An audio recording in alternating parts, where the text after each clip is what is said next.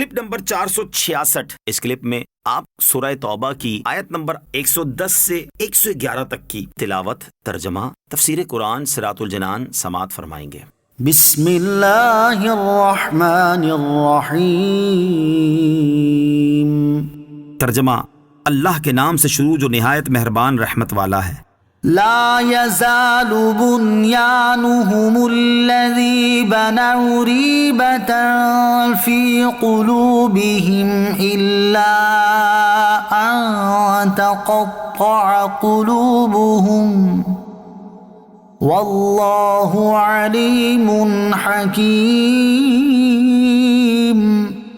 ترجمہ، ان کی تعمیر شدہ عمارت ہمیشہ ان کے دلوں میں کھٹکتی رہے گی مگر یہ کہ ان کے دل ٹکڑے ٹکڑے ہو جائیں، اور اللہ علم والا، حکمت والا ہے۔ لا يزال بنيانهم الذي بنوا ريبة في قلوبهم، ان کی تعمیر شدہ عمارت ہمیشہ ان کے دلوں میں کھٹکتی رہے گی۔ آیت کا خلاصہ یہ ہے کہ ان منافقوں نے جو عمارت تعمیر کی تھی وہ ہمیشہ ان کے دلوں میں کھٹکتی رہے گی اور اس کے گرائے جانے کا صدمہ باقی رہے گا، یہاں تک کہ قتل ہو کر یا مر کر یا قبر میں یا جہنم میں ان کے دل ٹکڑے ٹکڑے ہو جائیں۔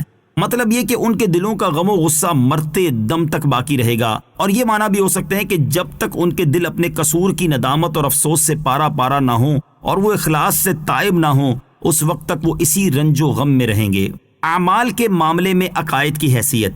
اس آیت سے معلوم ہوا کہ اعمال کے معاملے میں عقائد کا درست ہونا اور باطن کا صاف ہونا بنیاد کی حیثیت رکھتا ہے، اور جس طرح پانی پر کوئی عمارت قائم نہیں رہ سکتی بلکہ عمارت قائم رکھنے کے لیے ضروری ہے کہ اسے سخت زمین پر بنایا جائے، اسی طرح اعمال کے قائم رہنے کے لیے ضروری ہے کہ ان کی بنیاد درست عقائد اور تکبر، ریا وغیرہ سے صاف باطن پر رکھی جائے۔ اگر عقائد درست نہ ہوں یا عقائد میں پلپلا پن ہو اور باطن بھی صاف نہ ہو تو ان پر اعمال کی عمارت قائم نہیں رہ سکتی۔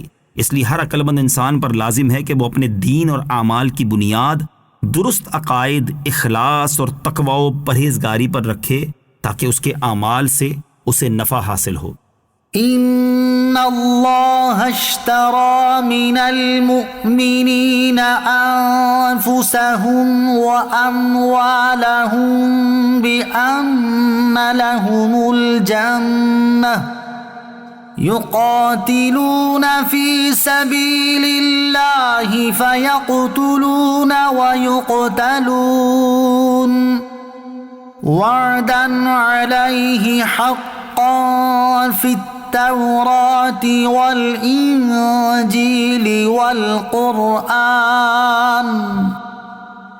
ومن أوفى بعهده من الله فاستبشروا ببيعكم الذي بايعتم به وذلك هو الفوز العظيم۔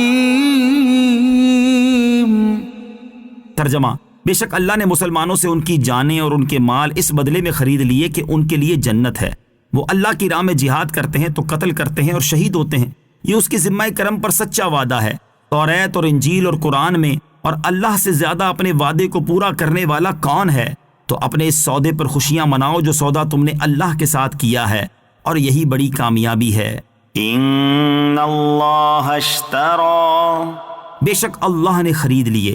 اس آیت میں راہ خدا میں جان و مال خرچ کر کے جنت پانے والے ایمانداروں کی ایک مثال بیان کی گئی ہے، جس سے کمال لطف و کرم کا اظہار ہوتا ہے کہ پروردگار عالم عز و جل نے انہیں جنت عطا فرمانا ان کے جان و مال کا عوض قرار دیا اور اپنے آپ کو خریدار فرمایا۔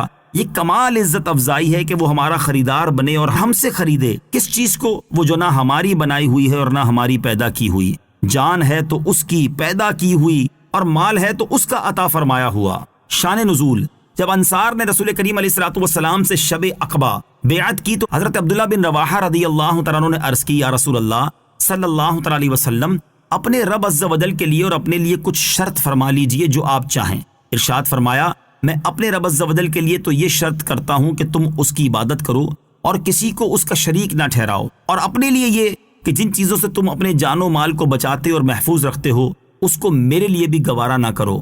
انہوں نے عرض کیا، ہم ایسا کریں تو ہمیں کیا ملے گا؟ ارشاد فرمایا، جنت۔ وعدا علیہ حقا فی التوراۃ والانجیل والقرآن، یہ اس کے ذمہ کرم پر سچا وعدہ ہے توریت اور انجیل اور قرآن میں، یعنی اللہ تعالیٰ نے اپنی راہ میں جہاد کرنے والوں سے جو وعدہ فرمایا ہے وہ جس طرح قرآن میں موجود ہے اسی طرح تورات اور انجیل میں بھی تھا۔ انجیل میں بھی مجاہدین کی جزا کا بیان ہے۔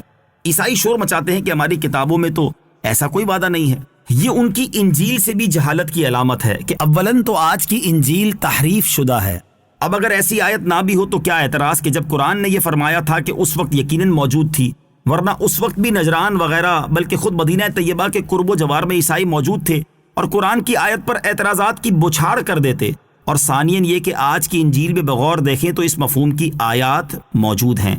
وَمَنْ أَوْفَى بِعَهْدِهِ مِنَ اللَّهِ، اور اللہ سے زیادہ اپنے وعدے کو پورا کرنے والا کون ہے؟ کیونکہ وعدہ خلافی کرنا معیوب ہے، ہم میں سے کوئی سخی وعدہ خلافی نہیں کرتا، تو اللہ تعالیٰ جو کہ سب سے بڑا کریم ہے وہ اپنے وعدے کے خلاف کیسے کر سکتا ہے؟ جہاد سے متعلق یہ سب سے بہترین ترغیب ہے۔ فَاسْتَبْشِرُوا، خوشیاں مناؤ، یعنی تم بے حد خوشیاں مناؤ کیونکہ تم نے فنا ہو جانے والی چیز کو ہمیشہ باقی رہنے والی چیز کے بدلے میں بیچ دیا، اور یہی بڑی کامیابی ہے۔